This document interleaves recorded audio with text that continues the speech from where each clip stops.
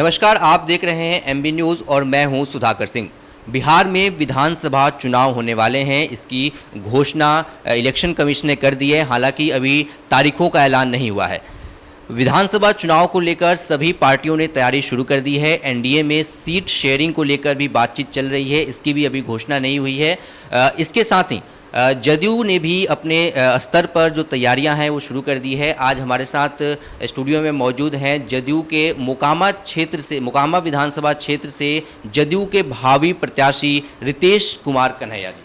आज हम इनसे बात करेंगे कि ये अपने क्षेत्र में किस तरह से अपने विकास कार्य पर काम कर रहे हैं और जनता के बीच में क्या कार्य कर रहे हैं, इसको लेकर इनसे आज बातचीत होगी।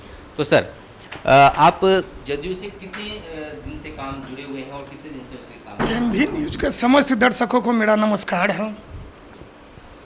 हम जदयू में 2008 में युवा जदयू के नगर अध्यक्ष बने थे। ऐसे जुड़े हुए तो हम नीतीश कुमार जी के साथ 1989 से, जिस समय उनका चुनाव चिन्ह चक्का छाप था, जनता दल के प्रत्याशी थे। वे बाढ़ लोकसभा से लड़ने आए थे।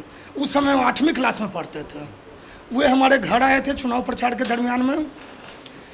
उसके बाद एक हमारे घर के बगल के एक बुजुर्ग, उनको माला पहनाए नीतीश जी, वह माला अपने गले से उतार कर हमारे गले में पहना दिया। उस समय हम छोटे थे, 8वीं क्लास में पढ़ते थे। और वह क्षण जो रहा, हम नीतीश कुमार जी से इतना प्रभावित हुए कि हम 1989 से ही उनके व्यक्तित्व और कृतित्व से प्रभावित होकर के आज तक हम उनके साथ हैं। और अब विधानसभा चुनाव में जो आपको, अगर मान लीजिए आपको टिकट मिल जाता है, आप भावी प्रत्याशी हैं, आपको टिकट मिल जाता है, तो जनता के बीच में जब जाइएगा तो कौन कौन से मुद्दे हैं जो वहाँ पे उठाइएगा और जनता से बातचीत कीजिएगा कि आपको जिताए, आपको वोट दें? मैं मोकामा शहर से ही हूँ और मैं बचपन से ही सामाजिक कार्यों में मेरी संलिप्तता रही है। मैं कोई नया आदमी नहीं हूँ या मोकामा के लिए कोई पहचान का मोहताज नहीं हूँ। कोई भी मोकामा का ऐसा सामाजिक सांस्कृतिक कार्य नहीं है या कह दीजिए राजनीतिक कार्य नहीं है जिसमें मेरा अंशदान नहीं है, तन मन धन से मेरा समर्पण भावना नहीं है।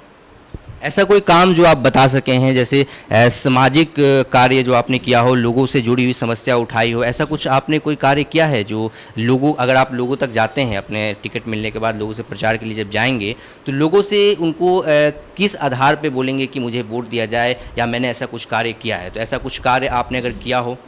मेरा एक कार्य रहे तो अनगिनत कार्य है। मोकामा में नाजरथ अस्पताल बंद था। हमने नाजरथ अस्पताल संघर्ष मोर्चा के तहत धरना प्रदर्शन करके नाजरथ अस्पताल को खुलवाने का काम किया।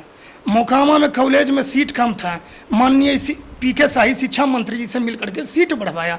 और एक चीज़ अपने आप में कहने में हमें फख्र महसूस होता है कि हम मोकामा कॉलेज के लिए सीट बढ़वाने गए थे, लेकिन जब सीट बढ़ेगा, नियम जब बना तो उसका लाभ पूरे बिहारवासी को मिला और पूरे बिहार के कॉलेज में 30% सीट बढ़ा। यही योगदान माननीय पीके शाही जी का रहा, जिसके लिए हम जीवन भर उनका आभारी हैं। तो लगातार आप जो जनता है उसकी समस्याओं को उठाते रहे हैं। तो सर, अगर आपको टिकट मिल जाता है तो नीतीश कुमार जो मुख्यमंत्री हैं, उन्होंने जो विकास किए हैं उस विकास को लेकर लोगों तक किस तरह से जागरूकता फैलाइएगा ताकि जदयू को और आपको अगर सीट टिकट मिलती है तो आपको जो लोग हैं वो वोट देंगे? विकास के जागरूकता को फैलाया नहीं जाता, लोग महसूस करते हैं। सड़क पर चल रहे हैं तो देख रहे हैं कि नीतीश जी का सड़क बनाया हुआ है। विपक्ष तो इसका सवाल उठा रहा है ना, जो सड़क बनाया है उस पर भी सवाल उठा रहा है और जो दावे किए जा रहे हैं, जो आंकड़े पेश किए जा रहे हैं उस पर भी सवाल उठा रहा है। तो इसको कैसे सफाई दीजिएगा जनता के सामने जाके? विपक्ष का कोई जरूरतमंद मुद्दा हो उसमें ना हम जवाब देंगे। वो अप्रोच रोड पुल उसको समझ में नहीं आ रहा है, टूटता है अप्रोच रोड तो कहता है कि 3000 करोड़ का पुल बह गया, उनको बूझना ही नहीं आ रहा है। पहले तकनीकी जानकारी लें, सलाहकार रखें, तकनीकी सलाहकार बहाल करें। उनका आज तक का क्या इतिहास है? बचपन से तो देखे चरवाहा विद्यालय, पहलवान विद्यालय, तो दिमागी रूप से तो संकुचित है। जिसे कोई पढ़ता लिखता है तब दिमाग डेवलप करता है, उनका तो दिमाग डेवलप किया नहीं, नॉन मैट्रिक है। आपका कहना है कि तेजस्वी यादव जो नेता प्रतिपक्ष है उनका अभी मतलब पढ़े लिखे नहीं है, उनको समझ नहीं है, इसीलिए वो आरोप लगा रहे हैं। लेकिन विकसित नहीं हुआ। जी बिल्कुल। दूसरी बात मैं आप पूछना चाहूँगा कि अनंत सिंह जो है वहाँ मोकामा से पिछले 15 सालों से जीतते आ रहे हैं और अभी निर्दलीय चुनाव भी वो जीते हैं। तो अगर आपको टिकट मिलता है तो उनके सामने आप किस तरह की तैयारी कीजिएगा और कैसे खड़ा होकर चुनाव लड़ पाइएगा, जनता को कैसे आकर्षित कर पाइएगा उनके, क्योंकि बाहुबली नेता में गिने जाते हैं, तो उनके सामने अपने आप को कैसे आप पेश कीजिएगा? हम चुनाव नहीं कहीं लड़ रहे हैं, हमारी जनता चुनाव लड़ रही है और जनता के कहने पर ही हम संभावित उम्मीदवार बन रहे हैं। जनता का मांग है, क्योंकि हमारे जो माननीय विधायक जी थे वे भी अनपढ़ हैं और उनके जो विपक्ष में खड़ा होता था वो भी अनपढ़ ही है, वो भी अपराधी है। तो एक तरफ खाई रहता था, एक तरफ तालाब रहता था, तो मोकामा का जनता तक डिसीजन नहीं ले पा रहा था कि किसको चुना। मजबूरी में अनंत सिंह को चुन रहे थे। आज जनता के पास मेरे जैसा एक सामाजिक कार्यकर्ता विकल्प है। तो आप ये मानते हैं कि अब से पहले जनता के पास कोई विकल्प नहीं था, दो अपराधियों के बीच में वो जो कम अपराधी था उसको चुन रही थी, लेकिन अब आप अगर आएंगे तो आपका दावा है कि आप अनंत सिंह तक को हरा सकते हैं, इतना आप में मतलब जनता को आपने इतना काम किया है। इसमें एक और चीज़ मैं आपसे पूछना चाहूँगा कि जो राजद के जो नेताओं हैं, कई नेता जो है जदयू में शामिल हुए हैं, राजद छोड़ के जदयू में आए हैं, तो इसको लेकर आप क्या कहेंगे कि जदयू जो है वो काफ़ी मजबूत होगा या एनडीए को इसका फ़ायदा मिलेगा या नहीं मिलेगा, या जो नेताओं का फेरबदल है, श्याम रजक जो यहाँ से जदयू से राजद में गए हैं तो उसके अगेंस्ट में जदयू ने सेंधमारी की है, इसका रिजल्ट है ये नेताओं का आना, या वाकई नेताओं के आने से कोई मजबूती मिलेगी जदयू को? ये तो आना जाना चुनाव के समय में लगा ही रहता है, लेकिन जो भी अदर पार्टी से हमारे पार्टी में नेता आ रहे हैं तो उनका तो स्वागत है। जदयू की तरफ से कोई ये नहीं किया गया है क्या कि मान लीजिए जो आ रहा है उसी का स्वागत कर रहा है, लेकिन जदयू ने ऐसा कुछ नहीं किया है? हमारा पार्टी कभी फोड़ फाड़ के राजनीति नहीं करता है, तोड़ फोड़ पर विश्वास नहीं करता है, लेकिन जो आने वाले हैं उनका तो स्वागत हम जरूर करेंगे, क्योंकि वहाँ से निराश हुए तब तो आए मेरे पास। जरूर उनको हमारे यहाँ आशा का किरण दिखाई पड़ रहा है। कोई अच्छा के लिए अपना पार्टी छोड़ करके दूसरे पार्टी में आता है, हमारे यहाँ उनको बेहतर भविष्य दिखाई पड़ता होगा तब तो आ रहे हैं। बिल्कुल, जो भविष्य की तलाश में जो आ रहे हैं उनका आपने स्वागत किया है।